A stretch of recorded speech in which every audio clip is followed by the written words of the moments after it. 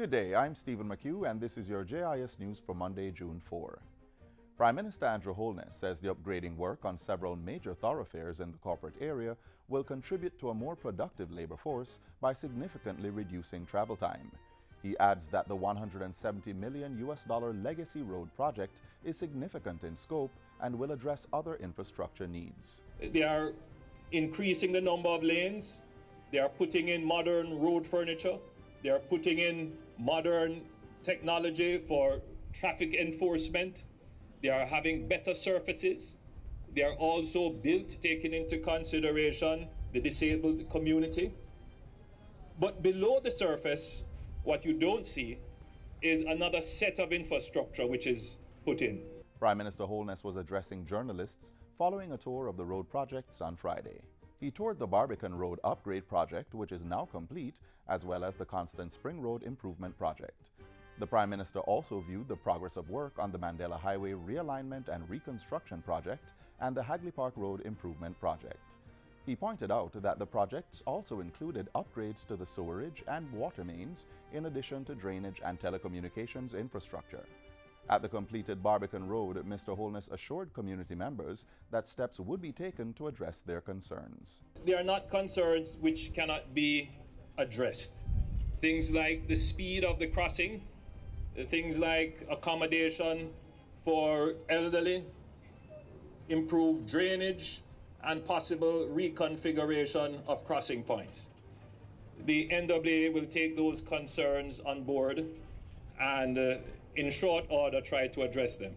In the meantime, the Prime Minister says a public education campaign will be rolled out to ensure citizens, particularly those off Mandela Highway, are able to safely use the newly developed infrastructure. In the coming weeks, I have given a direction to the NWA and to the Ministry of National Security and the police that we will have to step up our public education, because the people in these areas need to be educated as to how to use this new road, this new infrastructure, and not to see it as an imposition on the convenient way in which you used to do things before.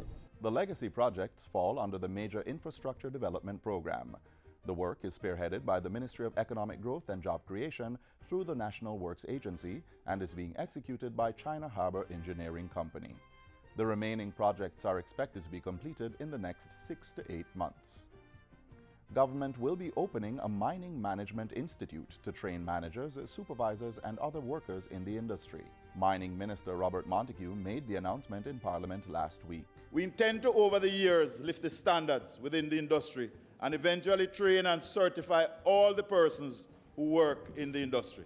He says the institute will be established in collaboration with Excelsior College, and discussions have already been had with the municipal corporations and the National Land Agency. The management of a mine or quarry operation requires proper record keeping, safety rules, reclamation techniques, energy efficiency, while reducing damage to the environment and protecting people's health. These will be the base of the curriculum. Minister Montego says this is among measures to ensure the benefits of mining reach more Jamaicans. In the meantime, a land titling task force has been established for the industry to provide titles for persons who have been relocated to accommodate mining operations. The task force will be co-chaired by the mining minister, who says there are approximately 2,000 titles to be transferred. We cannot relocate people from their lands that have a title, transfer them to other lands, but do so and do not give them a title. We are moving to correct that. In his contribution to the sectoral debate last week, Minister Montego also announced that a bauxite reserve land bank is being developed. Through this, lands that are identified as having bauxite reserves will be inaccessible for other developments. Even if we have to buy these lands, they must be held for future mining. Today, we have built on lands with reserves, thus making the mineral inaccessible or increase the cost of mining as more people and buildings have to be relocated. Government is taking steps to make meals in public and private children's homes more nutritious and appealing for children. State Minister for Youth Floyd Green says an expert chef has been hired to consult with the places of safety. This is part of a bigger project which we're taking right across our homes. We're having Jackie go into our kitchens, work with our chefs, help them to do the same things but in different ways. We're also looking to upgrade our kitchen facilities. right across our system, and we're doing this for both public and private homes. Minister Green was speaking while on a recent visit to the Glen Hope Nursery and Place of Safety on Maxfield Avenue. And finally, the Office of Disaster Preparedness and Emergency Management, OPM, says the island is in a state of readiness for the 2018 Atlantic hurricane season. The season officially started on June 1 and ends on November 30. The Met Services forecast is for above-average activity, and the Director General of OPM, Major Clive Davis, says all critical checks and balances have been put in place. He tells JIS News that supplies and shelters are ready and sufficient. In addition, contingency funds have been allocated for emergency response.